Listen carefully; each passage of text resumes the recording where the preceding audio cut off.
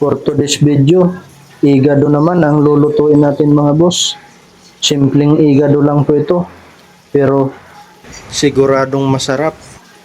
Umpisahan na natin. Isa lang muna natin ang ating karne mga boss at hintayin nating magmantika para mabawasan ang kolesterol. After pagkatapos niyan mga boss, ito na ang kalalabasan niyan. Imimikos-mikos lang natin ng kaunti. Tatanggalin natin ang mantika niyan para kunwari healthy. Pagkatapos natin tanggalin ang mantika mga boss, igigisa naman natin sa margarine.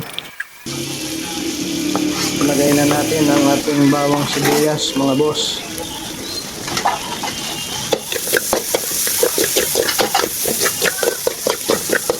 Isunod naman natin ang atay ng baboy. Pagulong-gulungin lang natin ng kaunti mga boss at hintayin lang natin mag-iba ang kulay. Pag ganyan na ang kulay mga boss, okay na po yan. Ilagay naman natin yung ating pinamantikang karne ng baboy. Pasintabi na lang po sa mga hindi kumakain ng karneng baboy dyan. After pagkatapos nyan mga boss, maglalagay naman tayo ng toyo at suka. Lagi naman magkasama yan mga boss. Parang mag-asawa lang yan.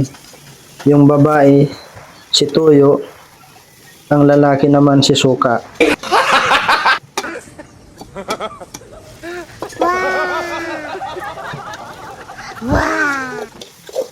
Naglagay nga rin pala tayo dyan ng sahog mga boss. Gumamit tayo ng carrots, patatas, bell pepper, tsaka sili, pangkiliti.